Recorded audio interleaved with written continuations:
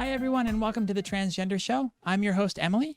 Each week, I interview another trans or non-binary person in the hopes that our stories will help other people in the community feel that they're not alone.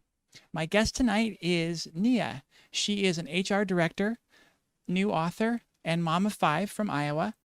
She currently has a Kickstarter going for her new book, The Story of Nib, and she runs the transgender mentoring and support site LoveInThe with her wife. Everyone, please welcome Nia.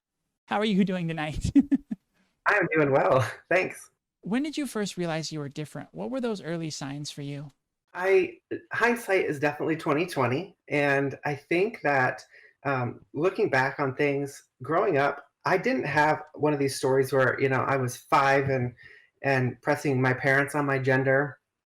I grew up. I grew up in, it felt like what, a genderless world until I hit puberty. I did do things like play little league and some of these more traditionally masculine things, but it didn't feel male or female to me until I hit puberty.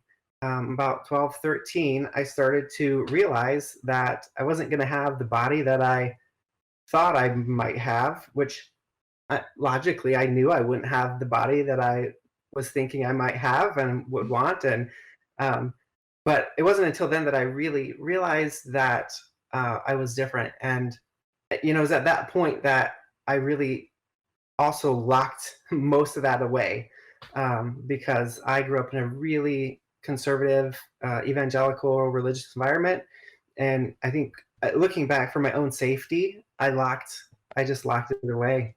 And yeah, I didn't, from 13 to about 35, so a good long time. I didn't do much exploring. Obviously, that was there. There were many ways that I thought about expressing that, but I just really didn't.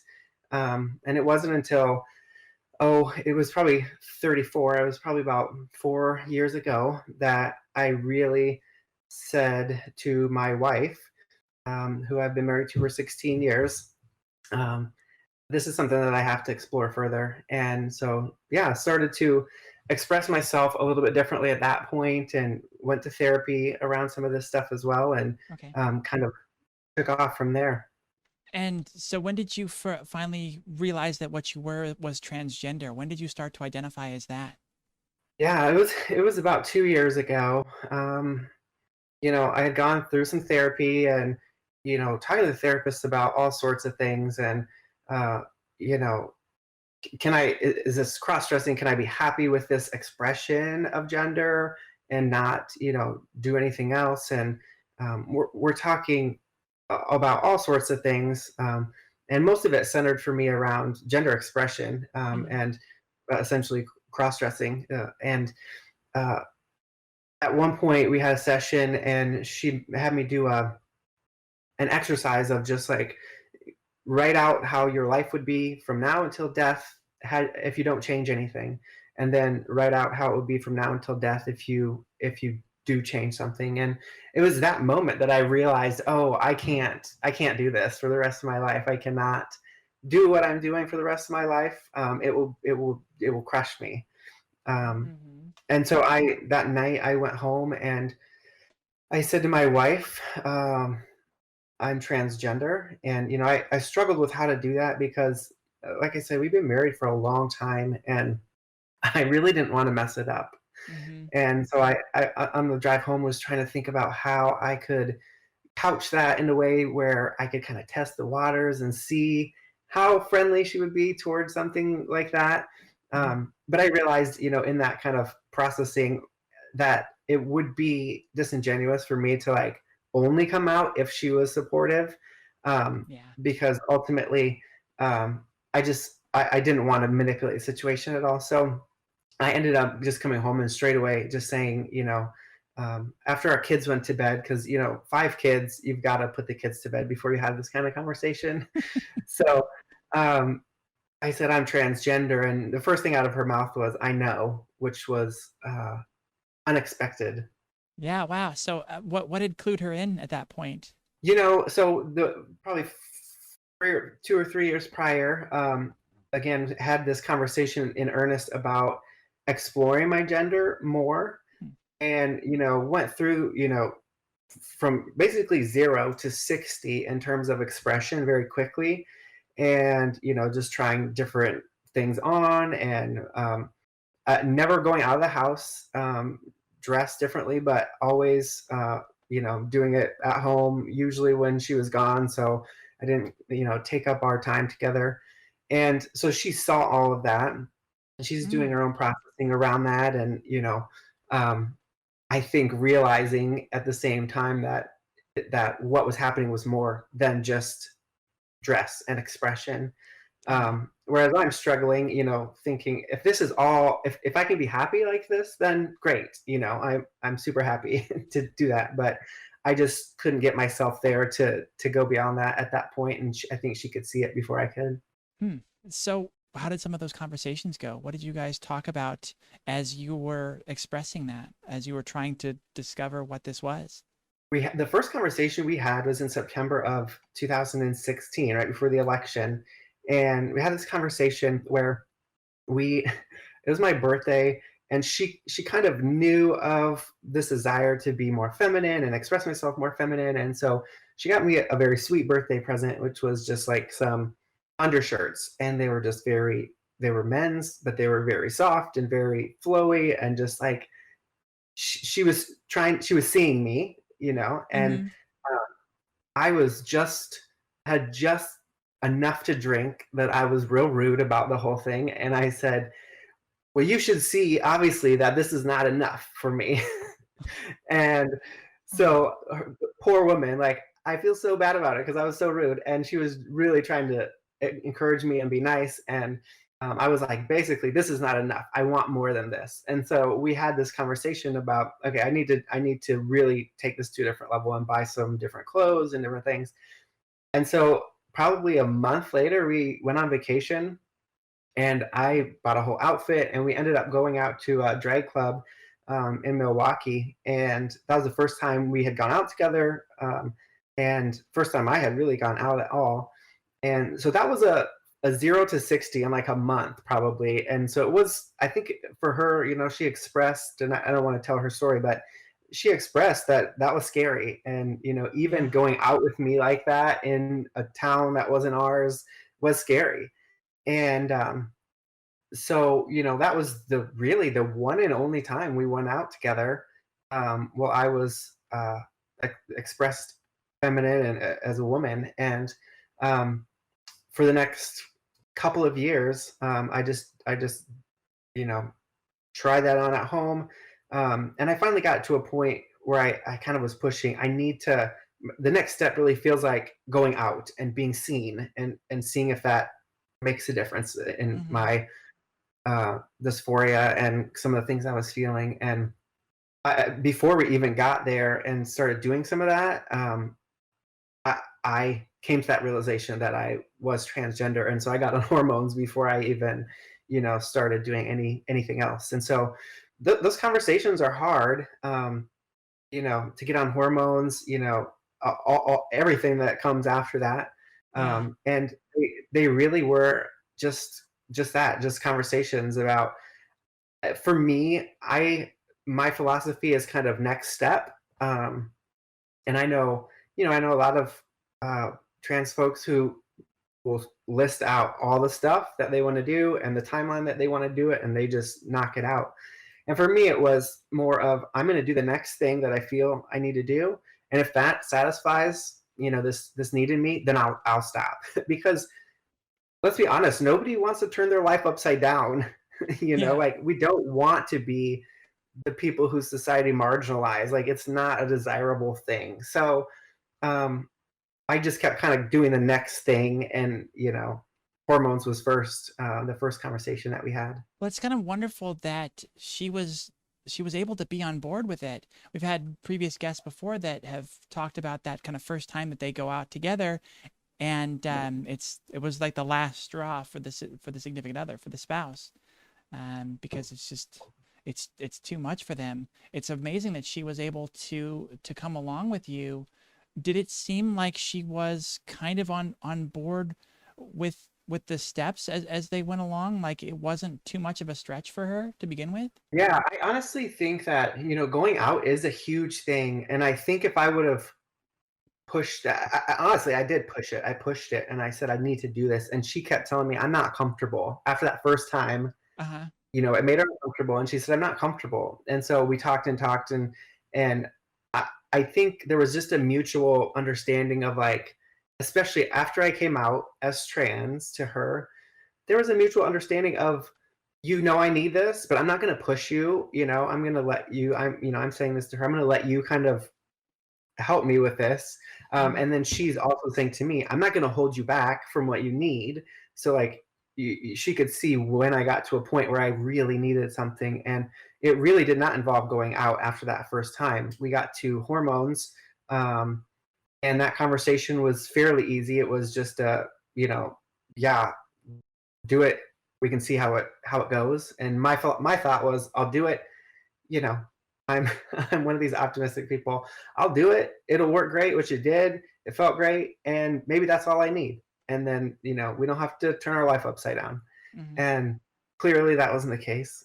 So we had that conversation, and we had an interesting conversation about eyebrows, and that's kind of a good microcosm of all of these conversations because Okay. um, I was really unsatisfied with my eyebrows, and I kept saying, I just am gonna go get them waxed. Like it's not a big deal to go get them waxed. And she was like, that is a big part of who you are to me is your eyes and your eyebrows and everything that's happening on your face.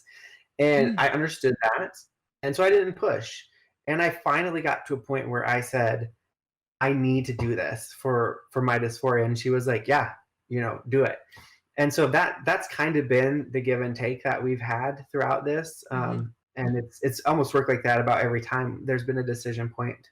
That makes a lot of sense. Letting her kind of push back when she's not ready for something and then revisiting it later and checking in with her. And it seems like it was great for her. That gave her the time to get used to that idea, get on board and to be behind you and support you. Yeah, and I think there are certain things too. She would say that the eyebrow thing was like the thing that she knew was I'm going to transition all the way, Uh-huh. which is interesting. But there were things that I think she felt in her too that if she could prolong, maybe this wouldn't happen. And I'm not. Don't hear me say that she didn't want it to happen, because she has been 100% supportive. But obviously, this is a huge change for somebody. We've been married, we've been dating we've been together for 21 years. Hmm. Um, so big change, Yeah, obviously. And you're high school sweethearts, right? we were, yeah. I started dating when we were sophomore or juniors in high school. So, and best friends since seventh grade. So, Mm. just been together a long time. And so it's something that, um, you know, change is hard no matter what. So, Yeah. yeah. Well, it's like you said that, our no spouse would want this, I don't think, as an outcome, but finding those that are supportive of it and able to come along and help you throughout the whole thing, that's pretty rare and wonderful. Yeah. And I mean, she's such an amazing person. And, you mentioned our website, Love in the Face at the beginning, and we do mentoring and stuff. And we'll talk to, spouses. We both talk to family members and stuff, but she just has a really unique perspective because, if she's talking to a spouse of someone who's coming out, she would never say, you need to stay with this person. She would help them understand why maybe they're upset and um, why they're uncomfortable with it, but she would never say, you have to stay with this person. So Hmm. it's just a unique perspective I think she has. Yeah, it's a wonderful perspective to have in within the community to, because one of the important things is we don't understand enough of it ourselves when we need to come out. But that how to have that conversation and like you were saying, how to couch the conversation, how to soften the blow, how to work it in, all of those things. And so having the other perspective is wonderful. Let's take a moment then to go ahead and talk about Love in the Face in a little bit more depth since you brought it up, and it seems to be pertinent kind of to what we're talking about at the moment. Yeah. What is the overview of the site, and why did you both decide that this was something you wanted to do? Yeah, so it's a site for support for it started, as for trans folks and also LGBTQ folks, but mostly trans individuals. And we offer a bunch of stuff free to the community, um, including mentoring to trans people and their families and their spouses.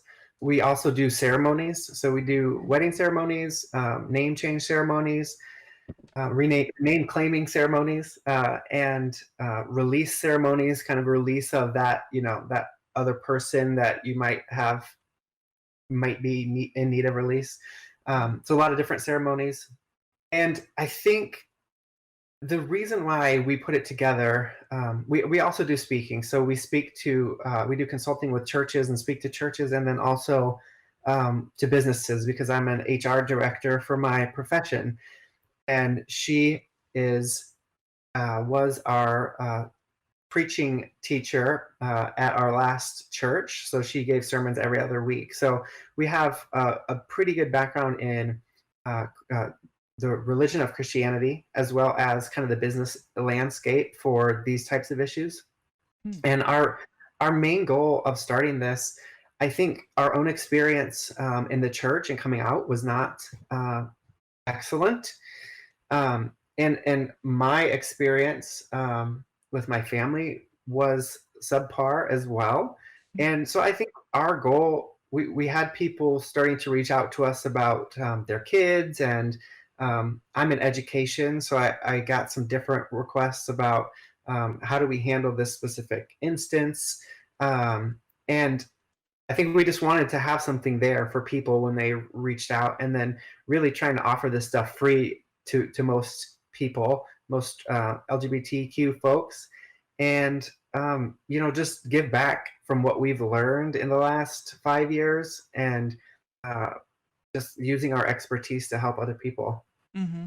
So you said that you have gotten contact from families of transgender youth? Yeah, so because I'm an HR director, I'm fairly visible in my company, and a lot of times it's just people saying, "Hey, I have a friend whose kid just came out, and they really don't know what to do. Would you mind talking to them?" And so absolutely no problem. And so we have those conversations about a lot of different things, and for the most part, parents who are willing to reach out are very supportive already. They just feel like they need help. And those kind of things are easy when parents are supportive. It's super easy to say, just love on your kid and be there for them, and that's all they need. Mm-hmm. And here are some advocacy things we can talk about in the school setting or whatever. And so yeah, we try to help whatever is needed, and just go from there. Do you have any numbers at this point on how many people you've helped? We're not keeping great track of that stuff, and because we're not, it's all free. I couldn't tell you, honestly. Okay. What is involved in the name change ceremony? What do you guys do for those? So I've gone through that myself, and we just did it recently, and it involved a lot of different facets. We kind of did a name change and a release at the same time. And so the name change itself, we just basically do a Zoom meeting with somebody, um, and we find out what you want, and talk through kind of your background and what elements you might want in that ceremony. Mm-hmm. Um, for us, we have some land out here that we're able to do like some actual burning, which is kind of nice. Mm. Um, and so for local people, we definitely, before COVID, we could do that kind of stuff.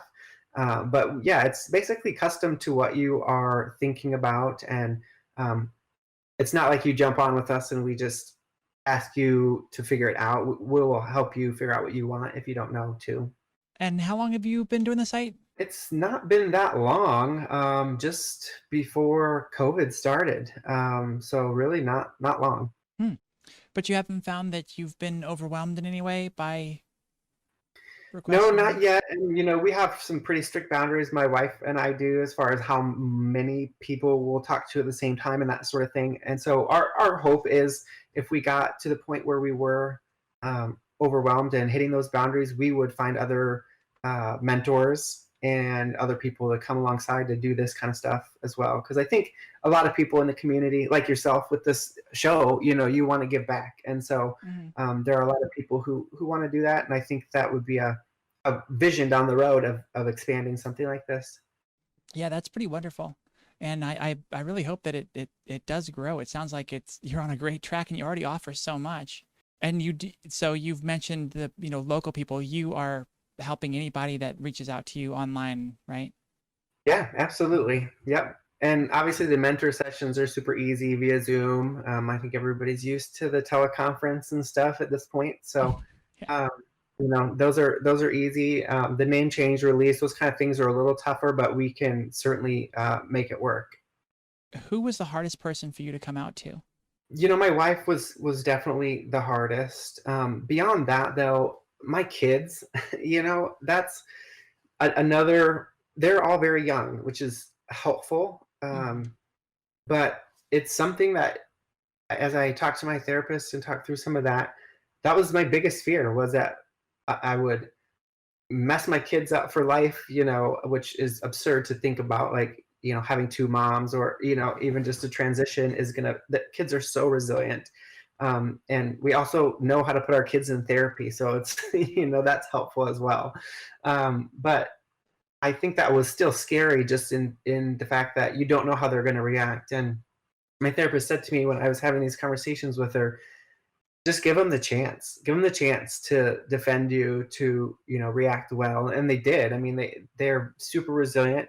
My wife drew this amazing picture. I wish I had it. I think it's on my Instagram feed, and it basically was like, a little stick figure of a woman and a man, and like, these are bodies, and then we have identities over here, and these lines that like went across and down. Some people don't match up, and um, the oldest two at the time were 8 and 9, and they were like, okay, we understand. And the younger two, and actually my youngest wasn't born when I came out to them, but the younger two were just like, whatever, they don't, they didn't care. Hmm. uh, so I think, for them, still having a loving parent and a parent who listens and talks to them, that's all they really care about. Hmm. uh, and so it was hard, but then it became very easy very quickly. And my extended family, that's a whole nother story, which I can get into, certainly. um, but those were the hardest, those two, for Hmm. sure. Yeah, family is the next question. So how did that go with your immediate family and then the kind of extended family? Yeah, so my wife and kids were great. And I came out to them probably 3 years ago. 2.5. uh, I'm not really sure. But 2 years ago, this week, actually, the 22nd, I wasn't planning on coming out. I'd been on hormones. I wasn't socially transitioned. I was not planning on coming out. And I got on line late in the day one day, and I saw that the president had done something to reverse protections for trans people. And if you look back October 22nd, 2 years ago, you can find out what it was. I didn't even remember what it was. Mm. But I got online, and all of my friends on Instagram who were trans, and this wonderful community, were speaking out and speaking up. And I was sad that I didn't feel like I could advocate for myself or for the rest of the community, because I wasn't being authentic. And I also had this weirdly naive hope that if my family of origin, my extended family, knew that I was trans, they wouldn't accept this, this type of thing that the president was doing. And it Mm. was just naive of me to think that. But so I kind of hurriedly, I wasn't hurried, it was thought out, but I wasn't planning on it. I emailed my parents and my brother and sister, and in one fell swoop, just basically told them what was going on. Um, Told them I was trans, and you know, right away they all responded with, "We love you. You know, we don't really know what to say, but we love you. We'll talk more later," which was good. That's what you hope for when you come out to family, and um, Absolutely. it felt good at the time. But then immediately the next day, it was very clear that um, they were happy that I had come out to them, because in the evangelical environment, being transgender is seen as a sin. And if anybody who's watching is religious at all, you want to get your sins out in the light so that we can destroy them. And so I think they were happy that I had come out so we could deal with this issue. Mhm. um, but then didn't realize, no, that's not really why I'm coming out to you all. Um, so it went downhill fairly quickly after that. And that was 2 years ago this week. I haven't talked to my sister for 18 months. Relationship with my parents is non-existent. My brother is the one I still have a relationship with. So it's not great. We have a ton of extended family in town, and most of them, don't talk to us anymore. So Mm. it's just unfortunate that religion tells people that they need to alienate family in order to be correct. Well, yeah, especially when you really think about it, and being transgender, being LGBT is not a choice. Like, that's how we're born. This is, something we have to deal with. It's who we are. Religion is a choice. You choose your religion, you choose your faith, and what to believe. Like, there are myriad religions out there, and within them, different variations and different interpretations. And it's just kind of interesting to hear that there's so much, adversity for transgender people and LGBT people when it comes to religion. And I was just thinking of that strange dichotomy of that this week. Yeah, it's odd. And I mean, I came out, my wife and I were leaders at our church when I came out a year plus ago, a year and a half ago. And, it was this: we accept you, we support you. Um, but then the actions didn't really line up with that, and so Mhm. we ended up leaving. um, and it was just an unfortunate situation that could have been avoided if you know my wife and I have been in the evangelical faith for our whole lives, and I think we understand the story of Jesus in a way that would say love wins out. And that's part of why we created Love in the Face too, was to help the religious community and people who are LGBTQ and are in their religious community still, and struggling with that, and maybe being accepted but not really. Mm. And so we want to talk to pastors and preachers and teachers in churches, leaders in churches, and help them understand that the Bible can be read a lot of different ways, and that love is the dynamic that Jesus showed in the Bible, and that's what we want to help people go towards. So yeah, it's just it was a interesting circumstance that I would say alienated me from ever going back to church again. Hmm. Yeah, so you were both big parts of your church at the time, right? We were, yeah. I was. LoveInThe. We were both what was called discipleship leads, and so we were doing some different things in that realm as far as helping people understand their own faith. And really, my wife was doing the bulk of the work. She was preaching every other week at our church. So, I mean, it was a progressive church, women preaching. And ultimately, what happened was, from my perspective, no one ever wants to seem like a transphobe. It's one of those things that you don't want to be labeled a transphobe. And so nobody really said that being trans was wrong, but they took it out on my wife, who was preaching, and said, "What you're preaching is wrong." And it just kind of devolved. And, without getting into it too much, it just was a situation that we couldn't stay in any longer. Mm. Um, and so we had to leave. That's unfortunate. The place that you look to for support and community and love and all of that and guidance turns against you.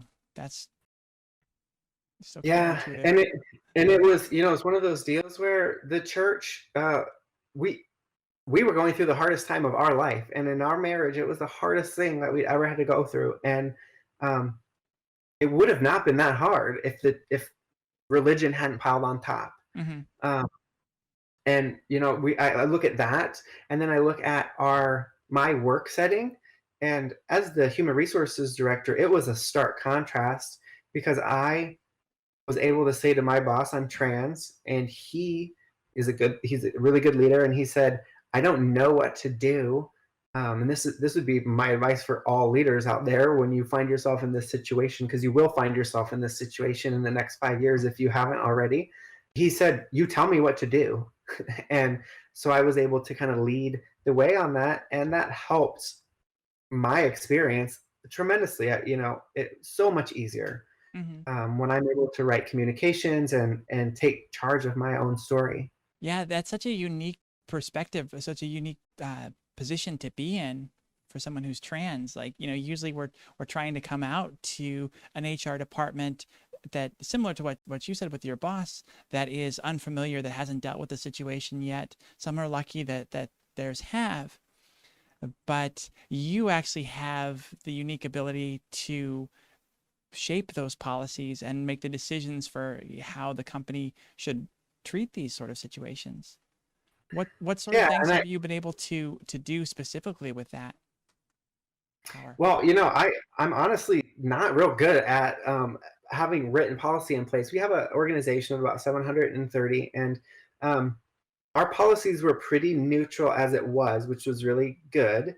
We didn't have real strict like gender dress code policies or anything like that. So, we had looked at some of that stuff before and kind of eliminated some of that. Um, and our operations manager also does an excellent job of making sure there's like, gender neutral restrooms available all over our buildings and things like that. So we had a lot of that stuff in place already. So it was really more about figuring out, okay, and honestly, one of the reasons why I ended up coming out at work when I did was I just had this thought of like, if I wait and somebody else came out to me first, I would be disappointed that I didn't have this all ready for them, because I need to do this. Mm-hmm. And so, I basically went through and have all these different systems that you're using, and all these different you got an employee badge and all these different places where your name shows up. And so just had to go through and go, okay, these are all the different things we need to do. And what things do we have to have a legal name change for? Is there anything that we have to have a legal name change for in order to change a name, and kind of go through those pieces, Mm-hmm. and find out really what the protocol is, especially if somebody wants to come out slowly. It didn't really have that luxury just because I was so visible, but if somebody wants to come out slowly, how do we do that? And what's the communication like? And so making sure all those things are in place, after me now, I think is really nice to be able to utilize going forward. And there's a project here in town in Des Moines, Iowa, called the Transition Forward Project. Um, and a friend of mine at the software company Dwala started that. And it's if any company has questions about policies and procedures, they can get on Transition Forward, I think .org, and it is something that is super helpful if you are going from zero knowledge and policies of this kind of stuff. And it will give you just about everything you need in terms of a written policy and information and things to think about. And you can get into stuff where you're going above and beyond and asking pronouns on applications, hiring wise and stuff like that. And so there's just a lot of things to consider when somebody comes out at work. Mm-hmm. Yeah, that makes a lot of sense, though, that one of the first and key things to do is just figure out the plan for the steps. If it's, full transition and all that, or kind of something slower, it's awesome that you jumped on that and thought, okay, we need to have these procedures down so we know when somebody comes out, this is what we got to do. That's great advice for employers. Do you have any advice for the employees that are coming out? How to approach that conversation? Yeah, and I think it's, it's very different in different industries and different states. I have friends here in town who work in very blue collar. Education is a very white collar environment, for the most part. I have friends in blue collar environments where it's much tougher to come out and do it, in one fell swoop. But I think the advice that I would give to anybody is find those people in your organization that have influence and power who you know are going to be accepting. Um, and start there. It doesn't have to be the HR person. If the HR person is a curmudgeon-y, person who is not going to accept you as a trans person, don't start with HR. Start with somebody who's going to accept you and can be on your side. And if there's nobody like that in your organization, start looking, because it's going to be much easier if you're going to come out. It's much easier to start new if you can. And I know in this environment it's a little tough with COVID and everything, but it's tough if you cannot find that ally, that at least one ally for yourself in an organization. Hmm. And I've also heard of people that find other like-minded people, other LGBT people within the company, and start basically sort of a coalition, just a support group. And then once they have numbers there, and they're not even it's a support group, that might be the wrong term, just a group where they can get together and chat. And once you have the numbers, you build that up, then you can go to HR or to some of the managers in your company and start affecting policy. When you say, hey, we've got these numbers, this is something that we need. Yeah, and that's, if you're in an organization of any size, you usually can work that out and find that. If you're in a smaller organization or just an uber conservative organization, it might be tougher to do that. And again, you have a decision to make at that point. Do you want to come out in that type of environment, or do you want to go to a different environment? Or, do you just not want to come out at your workplace, which is really tough for those who know and have lived that dual life for any amount of time. It's very hard to segment, over here one thing and over here one thing. And I know, even for my spouse, that was really hard for her for the longest time when I was out in this setting, but not in this setting. And, Mm-hmm. she had to kind of remember which pronouns, which name, and all of that as well. And so it becomes difficult when you start to juggle that stuff. But yeah, allies, support, if you have people who are in the LGBT community, that's where to start for sure. What has been your level of acceptance in your local community? And how have you dealt with any kind of adversity there? Yeah, I really haven't. I was talking with a friend the other day who's also a trans woman, and um, she's been out for 5 years. And I live just outside of the Des Moines, Iowa area. Mm. So it's the capital. It's more liberal, but I'm 10 minutes south, and neighbors have conservative political signs and Confederate flags. So it's Wow. a stark contrast. Yeah. And so I think I've never encountered anything overtly hateful. Just the stares and that sort of thing, which I think many of us get no matter where we are. Mm-hmm. But it's been an interesting environment because Iowa is fairly conservative. But the community here is pretty robust.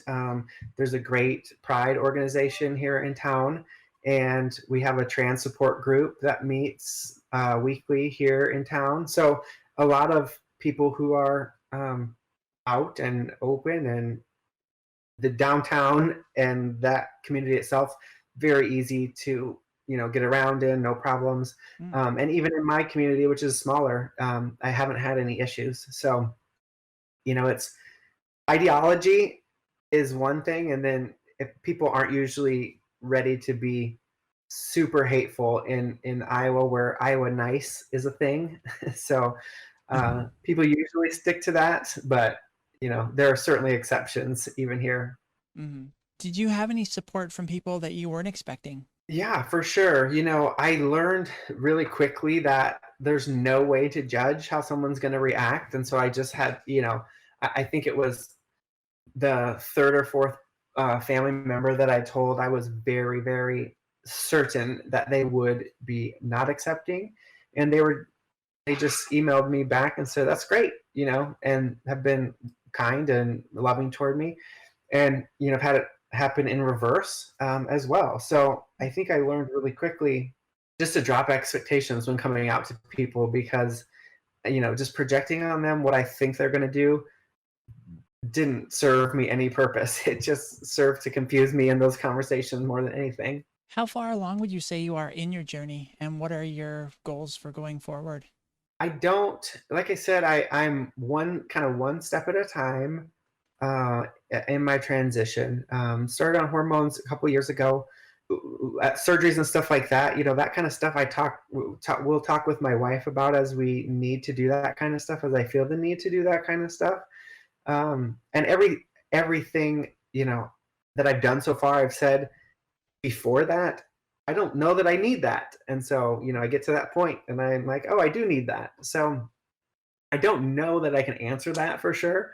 Yeah. I'm definitely still in transition mode, and don't feel like I'm done transitioning, but I don't know how far along I am, because my goal is to stop when I am able to, and feel like that's what I can do. What were some of the key fears or roadblocks that you've run into in your transition, and how have you overcome those? Out of the gate, there was definitely a fear of like being overtly ostracized from just life in general, and Mhm. that didn't play out. So it was easy to get over that when I posted a meme today about going into Target and getting stared at, and if you're transitioning and you're going, more toward the binary ends, you're always going to be in an awkward spot somewhere. Mm. And you may not like that, but it happens. And those kind of things, people stare, and people don't understand. And um, I I heard a quote today that said, uh, ignorance is bliss was created by the oppressor." And so, I mean, people are just ignorant and they don't know. And I have a story about meeting with some Congress people in Iowa, and kind of about just their lack of understanding, which I can talk to you about as well. But I was scared that I was going to get beat up in the street, because that happens. It happens. Yeah. Um, and that fear was overcome when it didn't happen. It hasn't happened yet. And so that was kind of number one, was physical safety. Um, the second fear was losing my family, and I think that's a constant thing that I've had to overcome, because I have lost my parents, my sister, and really I worried from the beginning that I was going to lose my wife and my kids and all of that, and that happens as well, as many people know and experience. And so, um, trying to balance that, I need to be me, and I want to be me, and I don't want to not be me for the sake of being scared of losing my family. Yeah. Um, that's hard, and fortunately, my wife is a good communicator, and I think it's made it easier for sure. So that was a big thing that definitely lessens with time, as time goes on, and I understand that we're still together, and obviously that can always change, but the groove that we've kind of hit is good. Um, I think the other thing that is a fear is just losing myself in the process, Mm. and I think there's a real possibility of that, especially again when you are moving toward a binary like I am, and there are certain expectations of people who are uncomfortable around you, and want you to do things a certain way to fit into that binary. And so I do feel like there's a real opportunity every day to lose myself and to do something to meet someone else's expectation instead of my own expectation for myself. Mm. Um, and I just think, like, you know, passing in public is a perfect example. Like, sometimes I just want to pass because I don't want to have to think about it. It's easier if you can not think about it all the time. But at the same time, like if I'm putting on makeup because I feel like someone else's expectation of me is uncomfortable because they hear my deeper voice and they don't, see what they think as a woman and it's going to make them uncomfortable. Is that for me? Is me putting on that makeup for me or is it for them? And so I have to constantly evaluate that. And I do have I don't know if it's a fear necessarily, but it's a constant evaluation of, is this for me or is this for someone else? Mm. Yeah, that's an amazing perspective and one I haven't thought of. That sort of like a bell curve that you go through where like you break away from that binary and discover yourself and do everything that you want to do and all of that. But then as you get closer and closer to that other side, the other binary, you start to fall into some of those same habits of just falling in line with what the expectations are. Yeah, and it's super easy because, again, it's a constant it seems like it can be a constant struggle to be a trans person in America. And so just blending in sometimes feels really nice. It feels really safe. It feels really normal. And so I think a lot of that is for my own peace of mind. But then at the same time, you know, I'm not going to dress a certain way that you think I should dress. And, I was talking with my wife about this because every time I get dead named by a family member, the first thought in my mind is, what did I do that did not convey the feminine image that I want this person to see, that they messed this up? Well, that's not a great thought process. It's not my fault that they can't understand how to use my legal name. Like, Mm-hmm. it's on them. Their mind needs to change, and just because they can't put me in this box anymore doesn't mean that I should fit into their other box in order for them to stop calling me that name. Yeah. And so that's something I think I've had to realize over time. When I've been dead named by family members and just have gone, oh, what am I doing? What can I do to be more feminine, project this different image? And it's like, no, that's not my responsibility. I'm going to do what I want to do, and they should respect me and use my name either Mm. way.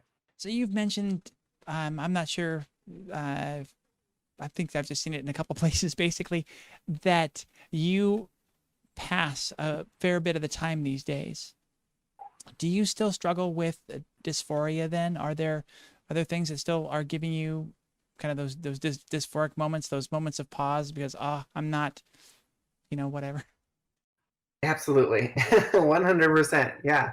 And I don't know. I mean, for those who have transitioned and feel like they're, where they want to be, I don't know how much that stuff goes away, entirely. But certainly, you know, coming on talking to you, like my voice is a dysphoric thing. And dealing with that um, is something that is a struggle. But at the same time, if I were to get voice surgery, is it for me or is which is good if it's for me, but Yeah. I don't want it to be for other people, Mm. so I do have to continue to weigh that, and dysphoria is a piece of that. I have to see how much is this dysphoria itself coming from my uncomfortability with myself, or my uncomfortability with somebody else's projection of what I'm supposed to be. Yeah. And that's a hard thing to like tweeze out sometimes, or tease out. It's just, you know society, we're in society, and society is telling us to do something in particular a lot of times. And so is it that expectation that's pushing on me and making me feel bad about myself, or is it really, genuine dysphoria that I can, you know remedy with this certain thing? So it happens a lot. I mean, Mm. I certainly, my voice is a big one. I get called sir all the time, on the phone. um I think, in public, it's just funny because like long hair, I like long hair, I want to have long hair.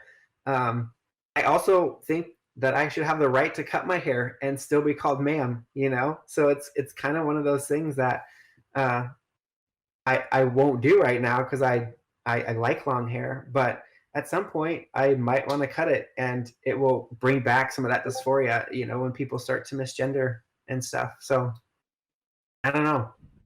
That makes a lot of sense. And I think the voice is kind of one of the key pieces for a lot of people, especially like, yeah, when there's those environments where you just can't seem to pass, when you blend in and you're, as you said earlier, when you're seen as the person you want to be, but then every once in a while there's just those situations where um, just bam, you're not. It's it's um, it's disjointed and it's kind of jarring, right?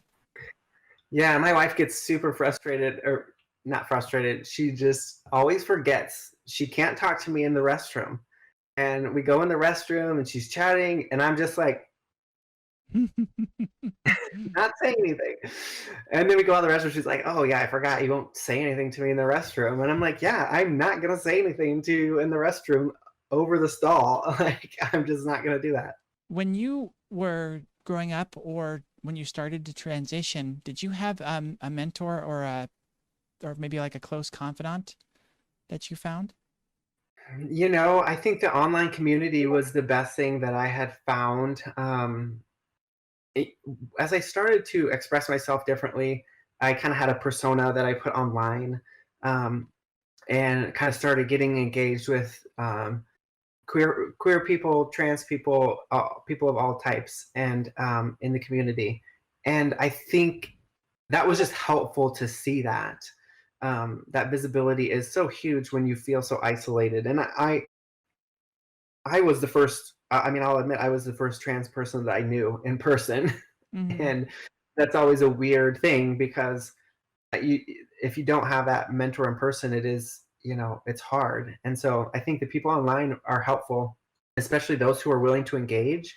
And that's why, also why we started Love in the Face, because um, I reached out to people who I saw and was watching, and you have kids and you're married and you're doing this. And I reached out to people and people responded and, said things to me like, yeah, this is tough, but here's what I've done. And so I didn't have anybody, one person in particular, but uh, a lot of just a big amalgam of people online that were super supportive. That's wonderful. Yeah, it's so important to find that community and start to find that support. How did you choose your name? So Nia is a derivation, a derivative of my old name, and as I thought about a new name, I had kind of that persona that had a name, and it just didn't feel like me.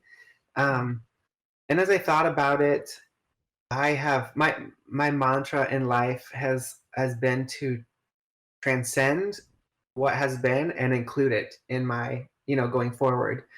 Um, and I think that is what motivated me to take a part of my old name and use it here, because as much as that person, I'm not using that name. I came from that person, and so yeah, I that's how I chose it, and it's a family name, and I wanted to keep that as well.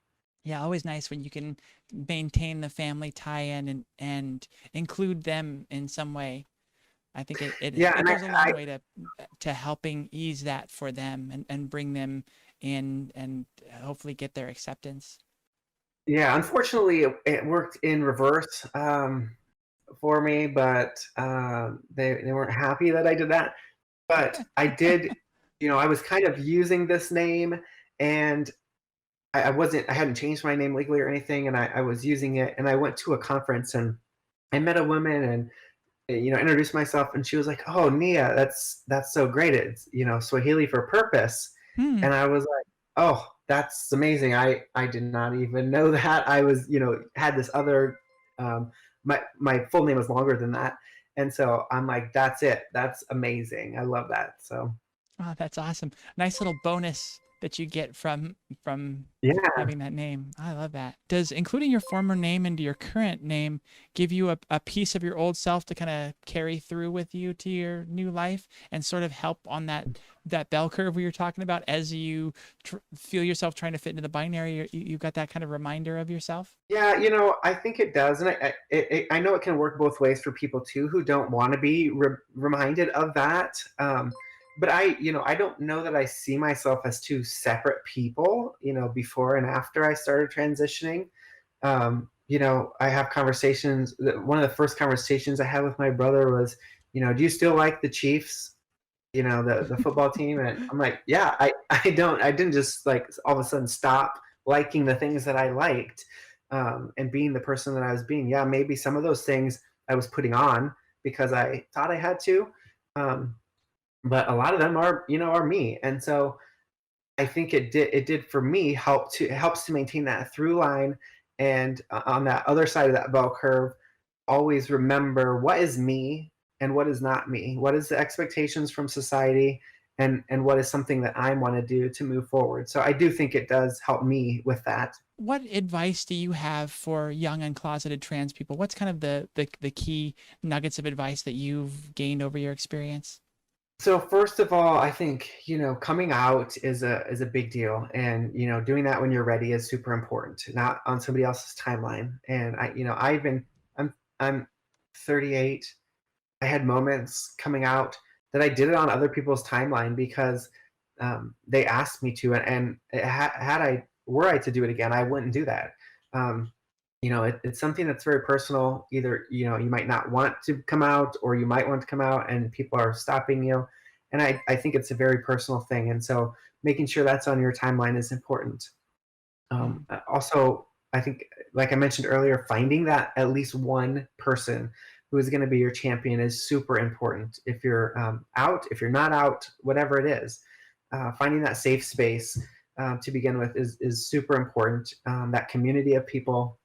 I know for me, one of the things that goes the longest way to helping me remember who I am, and helping me feel like I fit in, even, is a group of women that have come alongside me and just supported me 100% for the last couple of years, and just awesome people, always in my corner, never, question me about anything, which is great. Um, and they're just amazing people. And so just having that support group of people, um, it, find one, find five, 10, I think is the biggest piece. And then just knowing, no matter what you're feeling, what dysphoria you're feeling, what emotions you're feeling at any given time, that you do belong. Um, you belong to yourself, you belong to the world, and you belong to a community of people, even if you don't see them in front of you. So yeah, you belong is a big thing that I would say. As someone who's an advocate in a community that doesn't have a great record of supporting LGBT, what is some of the advice that or what are some of the approaches that you have in talking to those people? What do you say to them to start to open up the conversation and open their minds to these new ideas? Yeah, first of all, I'll say sometimes nothing, because my sister's a good example of this. She cut off relationship with me very early and started writing articles about being trans, and how it was ruining the fabric of society and things like that. And for me, um, I have a couple boundaries with my family, and really the main one is call me by my name if you want to be in relationship with me, and that's not being honored. But for my sister, she's just not interested in a relationship anyway. And so for me to enter into those conversations with somebody like that is not helpful for my psyche. So for a person like that who's really not interested in the conversation, nothing. I mean, I just won't have the conversation. And if they want to come to me and really have the conversation, they'll do that, and I certainly will. And so those people who want to come to me, it's different. We had the opportunity to talk to some senators and reps in Iowa here, and it was a really eye-opening experience. And it's what I would say going forward, how I would try to do it. So we have a bill, we have a law in Iowa. We are pretty progressive. We've had a law protecting gender identity from housing discrimination, from employment discrimination, on the books for 14 years, 14-ish years. And this last legislative session, there was a law that was introduced to try to strike that out of our Iowa civil rights law. So it protects religion, race, all this other stuff, and gender identity. They try to strike gender identity out of there. And I got frustrated and I emailed the 12 people who sponsored this bill and I said, "Hey, I would love to talk with you because I I'm an Iowan, I'm a constituent, and what you're doing is harmful to me." And I had 3 people take me up on that. And my wife and I went and met with those 3 representatives. And it was shocking how ignorant around trans issues they were. They were making a law based on their religion. It had nothing to do with trans people. It was essentially, we think this is good for our religion to do this. And for me to sit there and explain to them, which I have the capacity to do, I feel like I have the margin to give to something like this. And so I want to say that not everybody has this kind of margin to do this. And also, if you are having to defend yourself, that feels different too. So we went into this not really knowing what we were going to get into. But I do know that if they would have been really combative with us and we would have been on the defense, we would have probably shut the conversation down pretty quickly. But they were open and receptive. And so I think just then talking to them about things that they didn't know about was super helpful. We talked about when I go into the restroom, I am the one that is nervous. Like, cis women aren't scared of me. I am the one that is scared of getting the cops called on me. I'm scared of all these things. We talked about trans men. If you want to put a bathroom law, which many of these states are trying to enact, where you have to go to the bathroom of your gender assigned at birth, like, trans men are going to be in the women's restroom, and trans men are very masculine. And they said to me, "Oh, we didn't even, like, what are trans men? Like, we didn't even know about trans men." And it's just mind blowing that these people are making laws and not considering this stuff. But it's, I think, informative for them, and so much so that we had one of the gentlemen ask us over for dinner, and so we went over for dinner and talked more about stuff because he thought we were just an anomaly because we're married, we had kids, we had faith, like all these things that he never would put with a trans person. And my wife said to them when we left, our goal is just to help you understand that we are people. We're everyday people. We just want to live and not be harassed. We want to live our life. And we hope that the next time you sponsor a bill like this, you will see our faces first. And so, again, that is kind of the part of what is behind Love in the Face. Love in the face of some of that stuff. And again, not everybody has the margin to do that. A lot of us too, when we talked to those senators, we said they were upset because they were getting hate mail about this bill that they had authored. And my wife said to them, "Yeah, of course you are. We are on the defensive all the time. We are defending ourselves. Like, we are in fight or flight mode all the time because of this kind of stuff. And so, of course, we're going to lash out at you and, call you names and write you hate mail because this is frustrating. We're on the defense." And so I do understand that not everybody, that's the first reaction for us a lot of times, because it's just like, come on, are you kidding me? You're going to put this bill into law? It already exists. Why are you going to take it out? Yeah. But if you have the margin and the ability to stop, take a breath, and try to enter into a rational conversation, I think there are people who are willing to have those. I don't know how much mind gets changed in this day and age, but I do think that just being visible is super helpful, and being visible in a different way is helpful, because I think there's a thought from, especially conservative people that, we're just all angry LGBTQ people, and no, we just want to live our life. We're angry when you're making laws and we come to the Capitol and tell you how angry we are. But I think showing them something different is kind of eye-opening at times too, and it, not just for lawmakers, but especially for neighbors and friends and relatives who don't have as much at stake, and you can say, like, I'm going to love in the face of your bigotry and your whatever you're throwing at me. Sometimes it's not safe for me to do that. So I'm just going to walk away. But if I can, I'm going to try to love in the face of hate, of some of this stuff. So you can see what it looks like to come face to face with just a regular person who's trans. Mhm.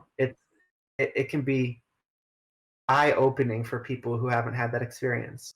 Well, it's just so funny that these senators were so taken aback by getting this backlash in their emails and things like that by not realizing that what they're doing in putting forward this bill and supporting it is an attack on transgender people. Like, yes, you're going to get attacked back. Like, it's not them attacking you. You fired the first salvo. Yeah, and there's a thought I think of it reinforced the fact that my religion is under attack, and that's kind of what they were saying. And it was like, no, it should be reinforcing the fact that you are hurting somebody else in this process. But just it's hard to see when you don't know anybody who's trans, Mhm. or I mean, in this case, it was specifically about gender identity.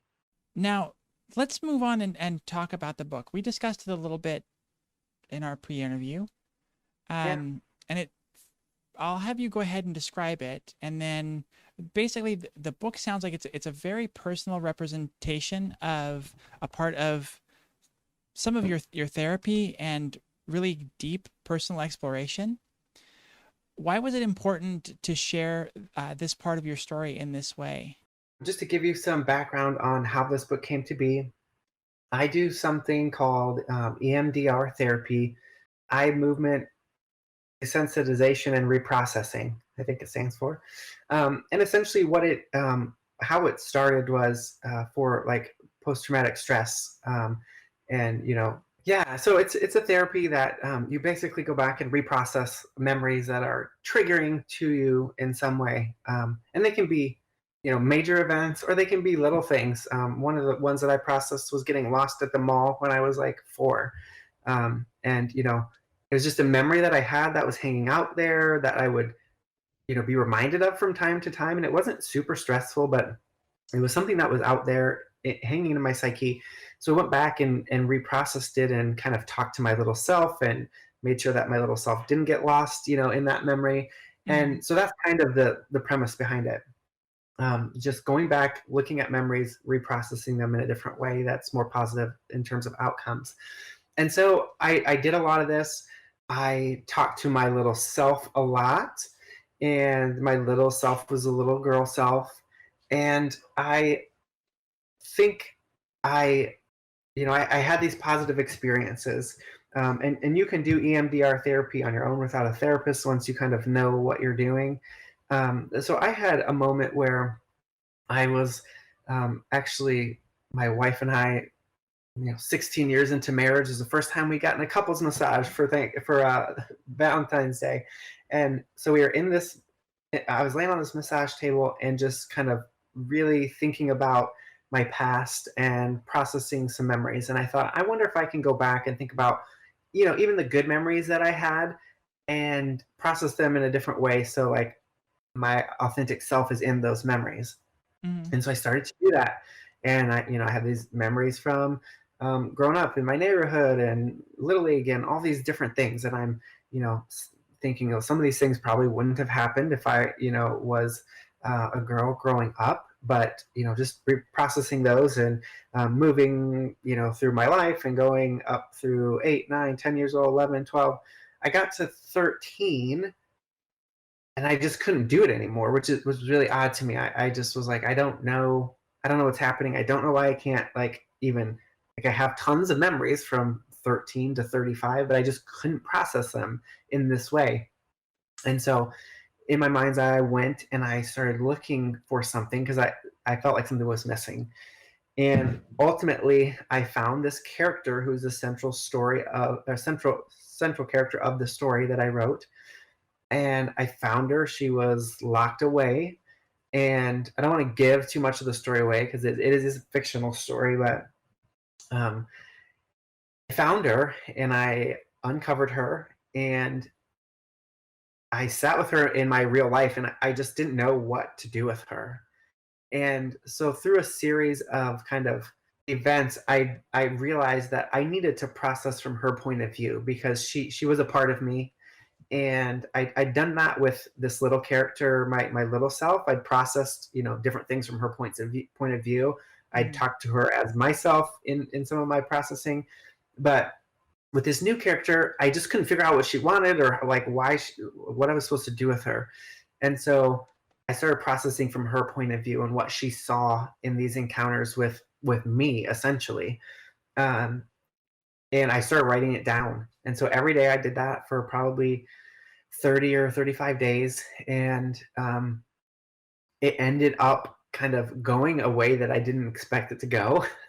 And this character kind of discovering who they were was very much in real time to me because it's she's a part of my psyche.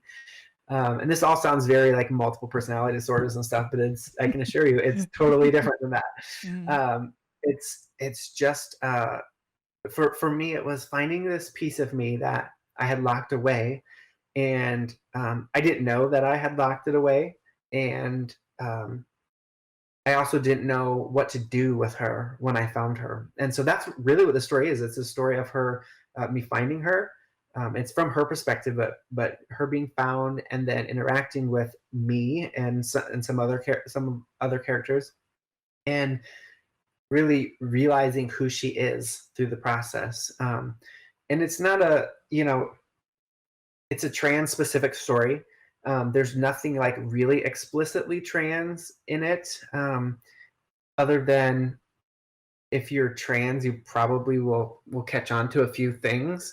mm, mm, But it is just a story about finding yourself and accepting yourself and going through that process of knowing who you are and understanding that you belong, and understanding that not only do you belong, but you are good, and that uh, you're right and you're meant to be here mhm. as who you are. And so I think it obviously applies to a lot of different situations, not just trans people. But um, so that's really the reason why I wrote this all down, and I processed it all, and I felt really good about my own experience and my own life within this. And I read through it a couple times, and I thought this is bigger than myself. Um, and so I started looking for an illustrator to see if I could kind of make this come to life. And I searched a bunch of different ways. And ultimately, how I found the illustrator that I'm working with is I searched, I think, the hashtag trans artist or something Mm, similar to that on Instagram. And I found about 5 or 6 people that I reached out to. And the one that I'm working with, I basically just asked everybody to read the story and just draw me one scene, and she just drew this incredible scene that just really spoke to me, and I was like, oh, whoa, that is amazing. And so I've partnered with her to. It's basically 51 different illustrations is what we're going after here. mm. 51 little sections of this story, and it's like not a novel, it's not a graphic novel, it's not a kid's book, it doesn't really fit into a category really well. um, but it's going to be a story of change and of growth and of belonging, and the illustrations are amazing. So I definitely would say check it out if you are interested in something like that. Yeah, I just put the link in the chat. It's called Story of Nib, and it's that's a bit.ly link, but that goes to her Kickstarter for it. And you're very close to your funding, correct? Yeah, we've got I think about 1,100 some dollars left with 40 some hours to go. So about 85%, 86% there almost. So yeah, I think we can do it. And I think the book itself is going to be a pretty amazing thing to have in your house, and especially if you're trans and have gone through um, the uncovering of who you are in any way. I think it'll be it will speak to you for sure. Hmm. Was it incredibly helpful for you? It sounds like this was a major part of you that you worked through. So like, did that Yeah, really open up a lot for you? it was a therapy breakthrough for sure. And I have therapy. I was having therapy every week, and um, after I got this character out of me and wrote this all down, it really felt like, okay, I'm ready to go forward. And I don't know that I could tell you like what that shift was, but it just Mhm. felt like I unlocked the rest of me, if that makes any sense. So Yeah. um, Did it was super helpful. has your wife read it? I mean, that's an obvious question, but Yeah. did that help her in a significant way? Yeah, I think it did, and she also was one that said like, "This is," when I started saying, "I don't know." My personality is very non-self promoting, and to be honest, I reached out to you and told you I liked your show, and that's very odd for me to do. Like, I don't self promote, and doing something like this feels very out of character for me. But I do think it's an important thing to put into the world. And my wife is very encouraging in that and saying like, I read the story and it's amazing and it should be seen by people. And so she's been super encouraging about it. And same with the group of friends that I mentioned earlier. Like they're all over the promotion of this Kickstarter, Mm. and they're just an amazing group of people. And we have 110 or so backers right now, and there's still opportunities to buy the book. You can get a dedication in the book if you want to spend some money as well, to somebody who you love. So I want it to be a community project. I don't want it just to be something I put out. Again, not wanting to like self promote. I want people to be involved in this, and Hmm. the artist is amazing, and I would love as many people to have their name in this book as somebody who backed it as possible. Oh, that's wonderful. Yeah, let's hope this helps get some of the word out for you. What's it like as an author and a creator to see something that you've put together like this and seen in your mind's eye, put so much effort into, brought into life and fleshed out? What's that feel like for you? Yeah, it's pretty incredible. Again, because it's so personal, but also because it's a fiction. It's a fiction thing that I think people can read and not understand how close to my psyche and my soul that this is. So it feels a little bit like there's a step removed from that. Hmm. But because it is so personal to me, it is just an amazing thing to watch people who are whose stories are similar, who know people whose stories are similar, just be super supportive of this kind of a thing. And with all of the junk that is going on right now in the world and the political atmosphere and things like that, it's amazing to see the support and the love, and um, that people want this kind of thing. So yeah, it's pretty incredible. Do you feel that you'll want to keep this story going? Or will there be other chapters in the future, or is this a complete and contained story? Yeah, I doubt it's complete. It feels like it's probably not. I started kind of another piece of it. So there's four main characters in the story. The Hmm. main character that was kind of uncovered here, and then there was these other three characters as well. So I think stories from the other three point of view, I think are going to be helpful for my own processing, Okay. and we'll see if they turn into anything. But I can see that kind of being, all the different perspectives of the stories coming together in the long run. That's wonderful. Well, we look forward to that and seeing what you come up with next. Nia, is there anything else that you'd like to promote or anything else you'd like to say about your various projects? If there are things that you don't have to support my project, but if there are things y'all can support and people y'all can support who are creating things to get, stories out into the world, I think it's so important. We're seeing more and more of that on TV and movies and things, but the more exposure I think we give to other people, then in the long run, the better it's going to be for all of us. Hmm.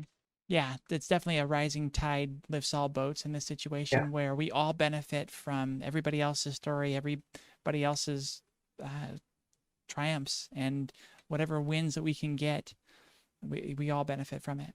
Yeah, and I would also say, with love in the face, don't hesitate to reach out if you have loved ones who are struggling with maybe your transition, or you are struggling with someone else's transition, we're happy to talk to all of those folks in a non-judgmental way, and just walking people through what their fears and concerns may be about them transitioning, or somebody in their life transitioning.